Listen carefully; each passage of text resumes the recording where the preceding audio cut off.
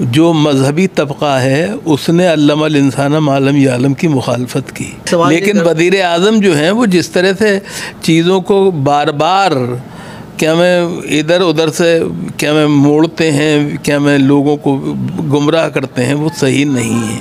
نہیں، نعیمہ خاتون صاحبہ ہیں، انہوں نے یہ فیصلہ خود سے نہیں کیا ہے، بلکہ اسی دباؤ میں ہوا ہے جس کی طرف میں نے ابھی آپ کے توجہ دلائی ہے۔ صرف ایرانیوں کا نقصان نہیں ہے بلکہ یہ عالم اسلام کا نقصان ہے، ہمیں یہ نہیں بھولنا چاہیے۔ السلام علیکم ورحمۃ اللہ وبرکاتہ۔ ملہ ٹائمز میں خوش آمدید۔ میں ہوں شمس تبریز قاسمی اور میرے ساتھ موجود ہیں معروف دانشور پروفیسر اختر الواسع صاحب۔ کچھ اہم مدعوں پر بات چیت کریں گے۔ ملہ ٹائمز میں بہت خوش آمدید، شکریہ آپ نے شکریہ آپ کا، آپ نے وقت نکالا۔ سر، علی گڑھ سے آپ آتے ہیں، وہاں سے آپ نے تعلیم حاصل کی۔ علی گڑھ مسلم یونیورسٹی کی وائس چانسلر اس مرتبہ خاتون کو بنایا گیا ہے۔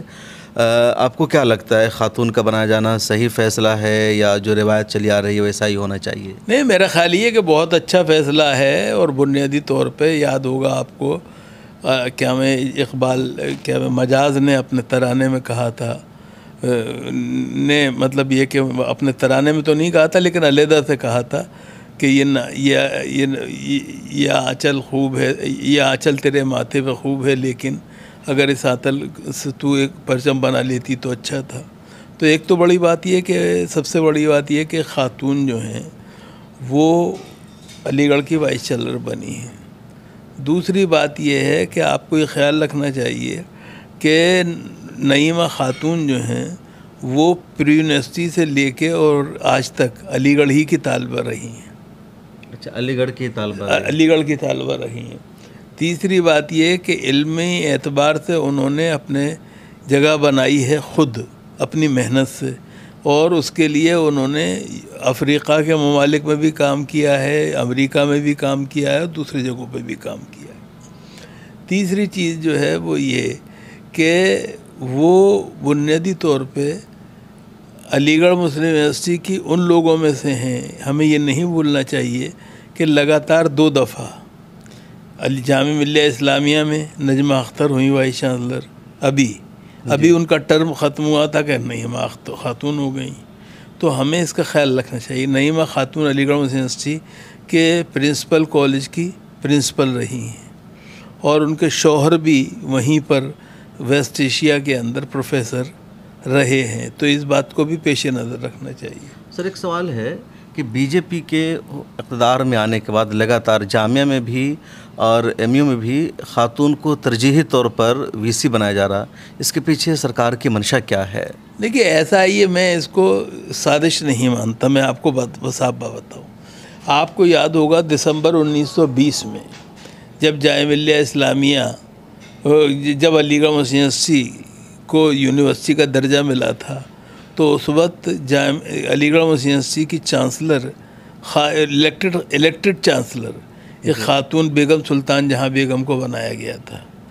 تو علی گڑھ مسلم یونیورسٹی نے 100 سال پہلے جو کام کیا تھا 100 سال بعد اسی کام کو دہرایا ہے، ہمیں یہ ماننا چاہیے۔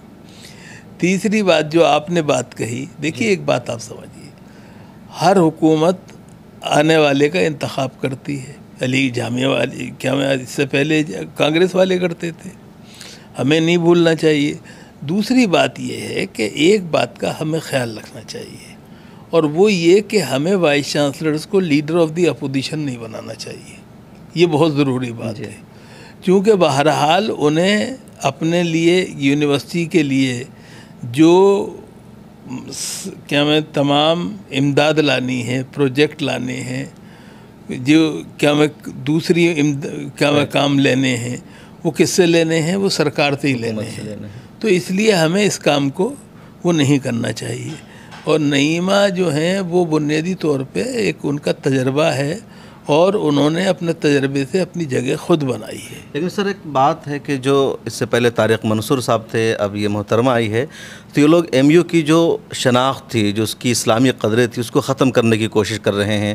لوگوں سے پہلے علم الانسان ما لم یعلم کو ختم کیا گیا، اور اب انہوں نے 11ویں میں جو انٹرنس ہو رہا ہے تو اس سے اسلامک نصاب کو ختم کر دیا ہے۔ نہیں، میں دیکھیے ایک بات آپ کو بتاتا ہوں، علی گڑھ کا پڑھا ہوا ہوں، علی گڑھ کا عاشق ہوں، سر سید کا چاہنے والا ہوں، اس لیے میں یہ بات بالکل ماننے کو تیار نہیں ہوں کہ علی گڑھ کا شناخت ختم کی جائے۔ اور ایک بات آپ سے عرض کروں، مجھے آپ نے چونکہ بات کہی دی ہے تو بات کڑوی ہے لیکن سچی ہے، اس لیے کہنے تو ضروری ہے۔ ہمارے جو مذہبی طبقہ ہے اس نے علم الانسان ما لم یعلم کی مخالفت کی اور کہا کہ صاحب یہ کیا میں نیچے گرتا ہے اور اوپر گرتا ہے اور یہ ہوتا ہے وہ ہوتا ہے، اس لیے اس کو لوگوں سے ہٹا دیا جائے۔ لفافے پہ نہیں ہونا چاہیے اور پیٹ پہ نہیں ہونا چاہیے، یہ ہونا چاہیے۔ تو بنیادی طور پہ میں اس کے ہمیشہ سے خلاف تھا۔ میرا ابھی خیال ہے کہ رہنا چاہیے، چونکہ نہیں میں چاہتا ہوں رہنا چاہیے، اور صرف لفافے پہ اور لیٹر پیڈ پہ نہیں رہنا چاہیے، بلکہ کیا میں جو عمارت کے اوپر کیا میں کندہ ہے عبارت، اس کے اوپر بھی رہنا چاہیے۔ دیکھیے یاد رکھیے کہ پہلے کیا تھا، پہلے قرآن تھا، جی، چاند تارا تھا اور تاج تھا۔ تاج کو ہٹا کے کتاب لائی گئی، جی، تو بنیادی طور پہ کیا چیز ہوئی، کیا مطلب ہوا؟ اس کا مطلب یہ ہوا کہ کتاب جو ہے، قرآن جو ہے، وہ بدلتا ہے تاج کو، تاج کا ریپلیسمنٹ ہوتا ہے۔ جی، اس لیے میں اس کے بالکل حامی ہوں اور اس میں مجھے کوئی پریشانی نہیں ہے۔ میں امید رکھتا ہوں کہ نعیمہ خاتون صاحبہ ہیں، نعیمہ خاتون صاحبہ ہیں، انہوں نے یہ فیصلہ خود سے نہیں کیا ہے، بلکہ اسی دباؤ میں ہوا ہے جس کی طرف میں نے ابھی آپ کے توجہ دلائی ہے۔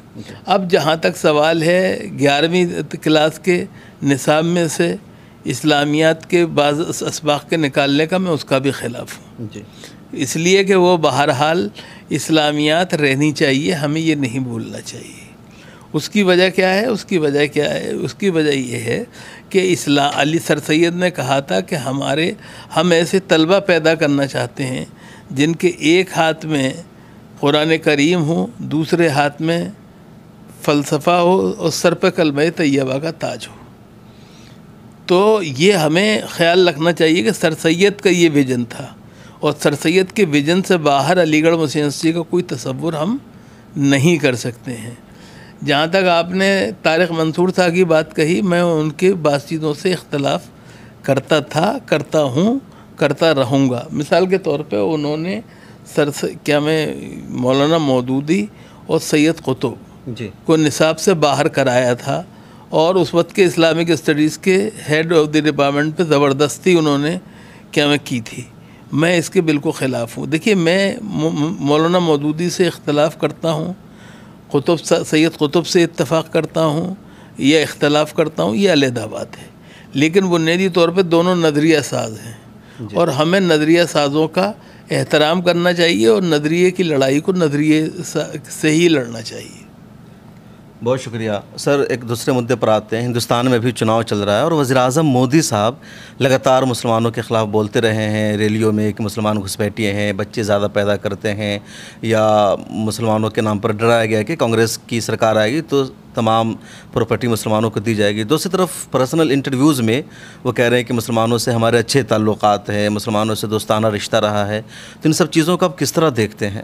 مودی صاحب کے جو اچھے بیانات ہیں میں ان کی تائید کرتا ہوں، مجھے اس میں کوئی پریشانی بات نہیں ہے۔ اگر وہ اچھی باتیں کہتے ہیں تو کوئی ضروری نہیں ہے کہ میں اس کی باہر بات میں کیڑے نکالوں، لیکن بانسواڑہ سے لے کے انہوں نے جو کچھ کہا اتر پردیش تک، علی گڑھ تک خاص طور سے، وہ بنیادی طور پر بہت تشویشناک ہے، اور ایک وزیر اعظم کو یہ زیب نہیں دیتا ہے کہ وہ اس طرح کی باتیں کرے، گھسپیٹیا قرار دے، زیادہ بچے پیدا کرنے والا قرار دے، جی، یا مثال کے طور پہ اسی طرح کی اور باتیں کہے، جو بنگل سوتر کے حوالے سے بات کرے۔ یہ تمام چیزیں نہیں ہونی چاہیے۔ اگر وزیر اعظم یہ سمجھتے ہیں کہ وہ مسلمانوں کے حوالے سے کوئی بات نہیں کرتے ہیں، مسلمان ان کے گھر میں رہے ہیں، مسلمانوں کے گھر میں وہ رہے ہیں، مسلمانوں کے یہاں عید بقرعید انہوں نے منائی ہے، عید بقرعید مسلمانوں نے ان کے یہاں منائی ہے، تو مجھے اس پہ کوئی پریشانی نہیں۔ باتیں ہندوستان تو جیتا ہی اسی میں ہے، ہندوستان کا چلن اسی میں ہے، ہندوستان کی چال اور ڈھال اسی میں ہے، اس بات کو نہیں کو بھولنا چاہیے۔ لیکن وزیر اعظم جو ہیں وہ جس طرح سے چیزوں کو بار بار کیا میں ادھر ادھر سے کیا میں موڑتے ہیں، کیا میں لوگوں کو گمراہ کرتے ہیں، وہ صحیح نہیں ہے۔ ہمیں یہ نہیں بھولنا چاہیے کہ جو مسلمان ہیں وہ اس ملک کے رہنے والے ہیں۔ دیکھیے ایک بات آپ سمجھیے، آپ مجھے بتائیے کہ جو RSS کے چیف ہیں وہ DA مسلمانوں کو کون سا بتاتے ہیں؟ ہندوستانی بتاتے ہیں۔ تو پھر آپ وزیر اعظم کیسے انہیں گھسپیٹیا کہہ رہے ہیں؟ یہ سوال ہے بنیادی طور پہ جو انہیں جواب دینا ہوگا۔ اور بہرحال لیکن ایسا ہے، مسلمان ان چیزوں سے گھبراتا نہیں ہے، یہ مستقل ہوتا رہا ہے، وہ اپنی خو نہ چھوڑیں گے۔ ہم اپنی وضع کیوں بدلیں؟ سبکسر بن کے ہم کیوں پوچھیں کہ ہم سے سرگرا کیوں ہوں؟ نہیں، جھوٹ کب مودی بول رہے ہیں؟ آپ ریلی والی بات کو سچ مان رہے ہیں یا ادھر جو بول رہے ہیں اس کو سچ مان رہے ہیں؟ کون سچ ہے کون جھوٹ ہے؟ یہ تو فیصلہ وہ بتائیں گے، وہ کریں گے کہ وہ کون سا کیا سچ بول رہے ہیں، کون سا سچ بول رہے ہیں، ان کی بات میں کتنا دم ہے اور کتنا سچ ہے۔ میری نظر میں ہر وہ چیز جو مسلمانوں کو ہندوؤں سے دور لے جائے وہ بنیادی طور پہ غلط ہے، اور اس کی ہمیں ایک طرح سے مذمت کرنی چاہیے۔ 5 فیز کا چناؤ ہو چکا ہے، 2 فیز کا باقی رہ گیا ہے، کیا لگتا ہے آپ کو 4 جون کو کیسا رزلٹ آئے گا؟ کس کی سرکار بنے گی؟ انشاءاللہ اللہ بہتر کرے گا، آپ مطمئن رہیے، جو چناؤ رزلٹ اچھے ہی آئیں گے۔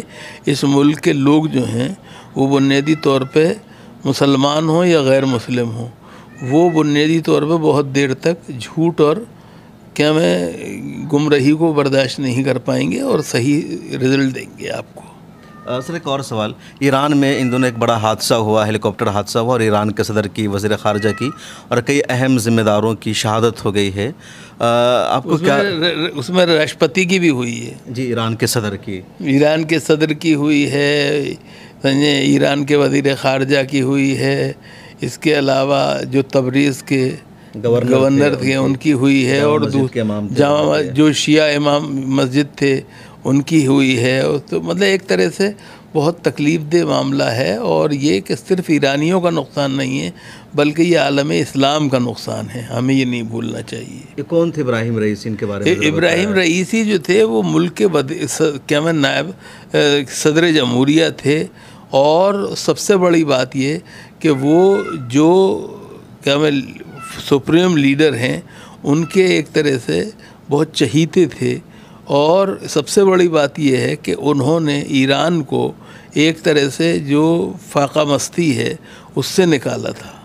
ایران کو انہوں نے جو ایک طرح سے ایران دھس گیا تھا بنیادی طور پہ اس طرح کے امداد روی پابندیوں کی وجہ سے اس سب سے نکالا انہوں نے۔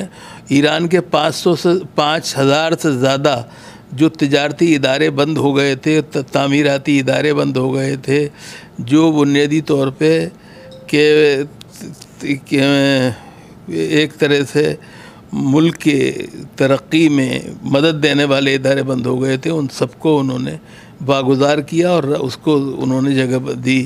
سوشل میڈیا پر ایک سوال گردش کر رہا ہے کہ انہوں نے انڈیا کے ساتھ چابہار سمجھوتا کیا جو 2003 سے پینڈنگ تھا، اور امریکہ اس سے ناراض تھا۔ اسی طرح سعودی عرب سے انہوں نے اتحاد کر لیا، فلسطین کو لگاتار وہ سپورٹ کر رہے ہیں، تو یہ حادثہ نہیں ایک سازش ہے؟ نہیں ایسا ہے، دیکھیے میں سازش سے اس وقت تک نہیں مانوں گا جب تک کہ ایرانی خود نہ کہیں اور ایران کے سپریم لیڈر نہ کہیں۔ انہوں نے چابہار کے سلسلے میں ہندوستان سے سمجھوتا ہی نہیں کیا، ہندوستان سے بہتر تعلقات بنانے کی کوشش کی، اور سب سے بڑی بات جس کے لیے کہ آپ کو ان کی قدر کرنی چاہیے اور ان کی داد دینی چاہیے اور ان کی تحسین کرنی چاہیے، وہ یہ ہے کہ انہوں نے سعودی عرب سے تعلقات کو بہتر بنایا۔ یہ ہمیں نہیں بھولنا چاہیے، سعودی عرب سے تعلقات کو بہتر بنانا غیر معمولی بات ہے۔ تیسری بات یہ کہ انہوں نے سعودی عرب سے اور ہندوستان سے تعلقات بنانے کے علاوہ جو اسرائیل ہے اس کے جو کٹ حجتی ہے اس کا بھی سختی سے نوٹس لیا، ایسی بات نہیں ہے، اور اس کا بھی انہوں نے موقع جواب دینے کی کوشش کی، لیکن اس کے باوجود انہوں نے جنگ کا پھیلاؤ نہیں ہونے دیا، یہ ہمیں نہیں بھولنا چاہیے۔ بالکل، انڈیا نے بھی آج سو کا انڈیا کے وزیر اعظم نے 2 باقاعدہ ان کے لیے کیا میں ٹویٹ کیے، ان کے وزیر خارجہ جو تھے کیا میں ایران کی ایمبیسی میں گئے اور اپنا شوق سندیش وہاں پہ درج کیا۔ اس کے علاوہ کیا میں جو کلچرل ہاؤس کے اندر باقاعدہ طور پہ شہریوں کا جلسہ ہوا، یہ غیر معمولی بات ہے۔ بہت شکریہ۔ تو ہمارے ساتھ تھے معروف دانشور پروفیسر اختر الواسع صاحب۔ کیسی لگی آپ کو ہماری گفتگو؟ کمنٹ سیکشن میں ضرور لکھیے۔ اس چینل کو سبسکرائب کیجیے اور سوشل میڈیا کے سبھی پلیٹ فارم پر ہمیں فالو کر لیجیے۔